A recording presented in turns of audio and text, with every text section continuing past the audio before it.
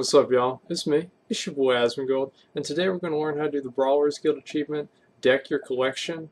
The first fight here is Grandpa Grumplefloot or whatever. Basically what he does is he summons teddy bears to kill you, okay? There's three different kinds of teddy bears. One kind of teddy bears you can see over there, if you go over the blue ones, they heal you. But the other two types of teddy bears, the red ones instantly end the fight, and the white ones, I think they stun you or something, but basically you don't want to get hit by any of them. And so you just want to basically kill him as fast as you can and kite yourself away from all of the teddy bears. That's my advice, is just avoid all of them. The second fight here also is very easy. We're going from easiest to hardest. And this one is extremely easy because all you have to do is not get hit by bombs. If you run into one of the bombs that he puts on the ground, he lights a box of bombs in the middle, and you have to physically run your character over the fuses to put the box out. And if you don't, the box explodes and instantly kills you. And besides that, this fight is very easy. He throws bombs on your location, so you always want to be moving. As you can see, as soon as you hit one of the bombs that he puts down on the ground for you to run into, he makes another box of bombs. And so it's kind of annoying to do, but you need to watch your feet. But that fight is extremely easy. Also, he's only got like 5 million health. This next fight here is also pretty simple to do. It's like Mike Tyson's Punch Out. Basically, you fight this troll and you punch him, and I'm just going to go slow.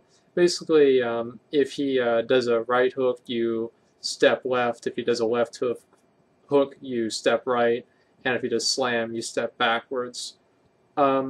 I'm kind of bad about doing left and right, and so what I do on this achievement, on this fight, is I just I have nameplates turned on with casting bars, and I can just read the arrow, and the arrow will show you which way to go. So you do like 3 or 4 rounds with him, but the rounds don't necessarily get harder or easier. If he hits you 3 times, you automatically lose. And each punch does about 400k. So you can afford maybe 1 or 2 punches depending on what kind of gear you've got, you know. And I think, yeah, he's coming back for more. And I think he has less health every single time. As you can see, I kill him before he even does anything here. Yeah. And you want to react as fast as possible for latency, by the way. He hit me a couple times even though I was out of it just because of my computer being shit. But still, these are also very easy fights. Almost anyone can do them. This next fight here it's a shark out of water flopping around on the ground.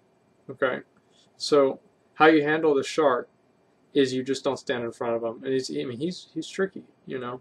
I mean he'll fool you. As you can see, he does all kinds of little There's this little like a slash right in front of him, and it's you just want to stay away from his face as long as you're behind him. Like there's absolutely no way you can get killed by him. He only does 1 attack, and he kind of just does like a back jump or something like that.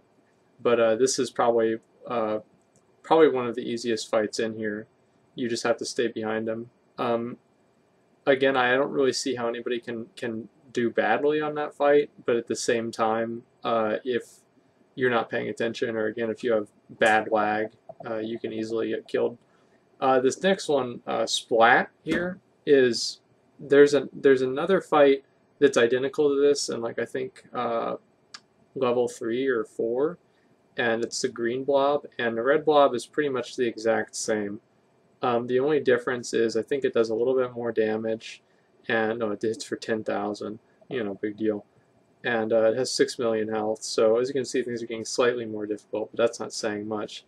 And whenever he splits, as you can see, that there are these little red puddles that spawn, and the puddles basically do damage if you stand in them. So the way you handle those is you don't stand in the puddles.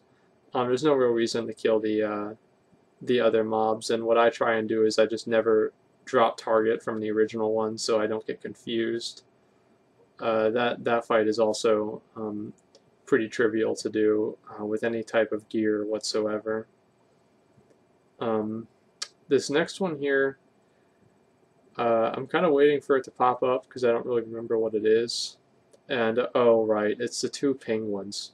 Um, it's the exact same as the fight whenever you fight the one penguin, except for instead of one penguin, there's two penguins. And the way that works is basically how I try and handle the penguins is I focus on killing just one of them, and while just kind of I do like whirlwind and all kinds of stuff like that. I'm using die by the sword because they do a peck thing and you can parry the attack, and so that's kind of my thing there. Um, Lag can also fuck you here, and also if you get them up cornered up against a wall, for whatever reason, sometimes they'll just go ahead and peck anyway, even though you're hitting them. Every single time you hit them, by the way, for anybody that hasn't ever done either one of these, every single time you hit them, it knocks them back and interrupts their cast. And if they cast on you, it does 750,000 damage or something like that. But that one's also pretty much a complete joke.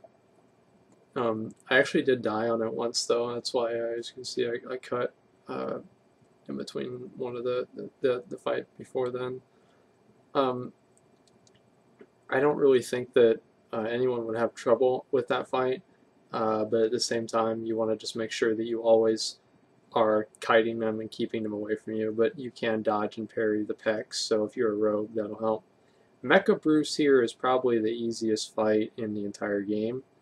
What he does is he does the same thing that Bruce does, is he just attacks you, or he does like this chomp thing, and he just like chomps in one direction, so you just stay on his side.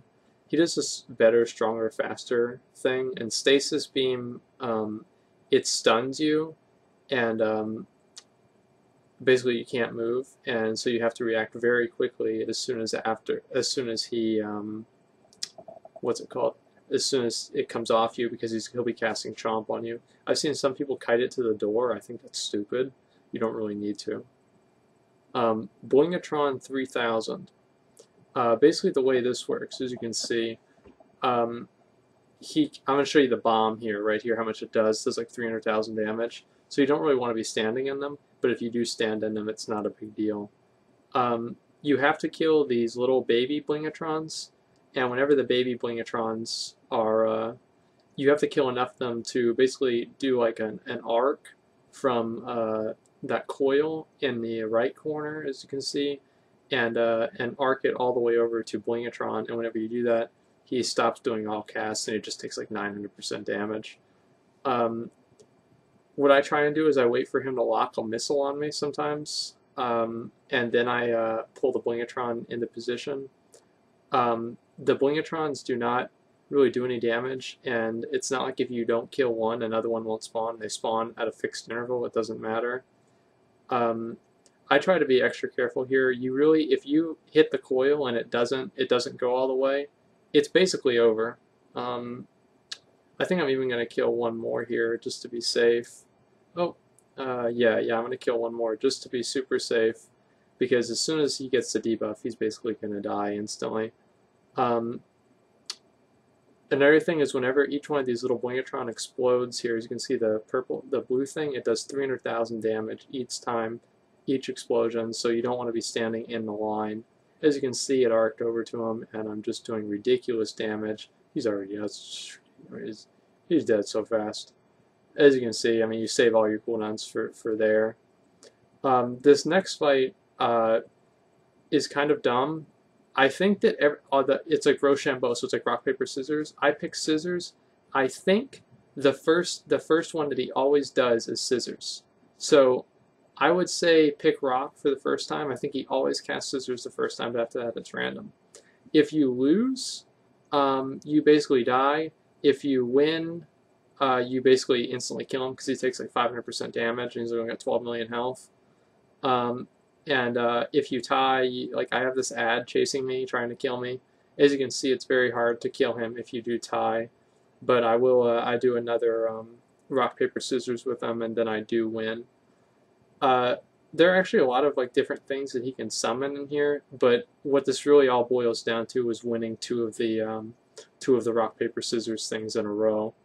And as you can see, I chose rock, I won, he takes bonus damage, and he is dead basically instantly. and all of the ads that he summons then do nothing.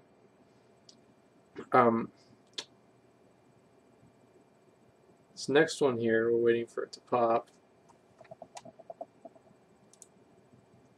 There we go. Okay.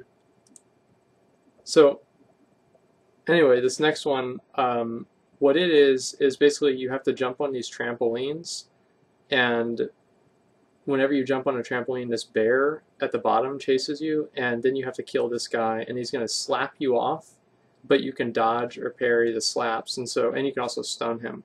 And so what I did is I just got knocked off there, but I used Die by the Sword, so I parried all of the slaps, and that was lucky for me. See, I parried that one too, and you have to kind of aim yourself whenever you get on the trampolines also, so you can get back at them.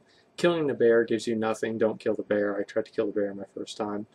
As you can see, you can also stun him and just kill him. This one is kind of annoying to do, but I would definitely not say that it's hard. Tips for this, I would say, like if you're a class that can somehow avoid or like put some kind of thing where you can like dodge or parry everything, like I have Die by the Sword. As I said, like rogues have evasion, it can prep 2 evasions. Like if you're a rogue, like you probably do that fight with like as soon as you hit level 90, it's so easy. But the bear does it, he does like, I think like 10 or 15k each hit. So it's not like he does a lot of damage, but at the same time, I guess he could kill you over time. And so you want to pay attention to that too. This fight here is actually very hard. What goes on here is there's going to be 4 different obelisks that spawn at the 4 corners of the room, and my strategy is I'm going to pop all my cooldowns and burn down one. And the obelisks put a dot on you if they're not being attacked directly. And so as you can see, the dot will stack up and do more damage over time. And so the way I'm trying to handle this is kind of killing one so I don't have to go, you know, back and forth all the time, and then switching off, getting each one to half. And on the 4th one that you're on, I think I pop a cooldown here just to kind of negate some of the damage because I'll be having the highest stacks at that point. Some mistakes that people make here are they don't realize like how much damage that how much damage the obelisks are channeling on them before it's too late because it's a dot, and so you might not realize it. You also need to make sure that the dot actually falls off of you before you stop attacking it, because I did that once, and what happened is that I stopped him from casting, but the dot was still on me, and he started casting again, and then he killed me. After you kill all 4 obelisks, you actually do have to kill the little archaeologists here. So you do have to plan for that. As you can see, fire didn't even start the round. I didn't really have to pop any I don't think I really popped any big cooldowns there, so it wasn't really that big of a deal. The last fight is the Blind Hunter, and basically the way that works is he's going to do this Blind Strike, which is a cleave in front of him, and then he's going to do Swift Strike, which is a fast cleave in front of him. It does 300k. And I got lucky here, and I didn't get hit by any of them. But sometimes if you have bad latency, he will hit you. Blind Cleave, as you can see, that's a huge radius, and so you need to be able to use a cooldown or jump away from it. It does about 400,000 damage. So it's not a big deal if it hits you, but you can't let it hit you twice. After he does Blind Cleave once, he goes back into the rotation of the Slow Strike, 4 Swift Strikes, and then the Cleave. So anyway, that's pretty much all I've got for you guys. Thanks for watching.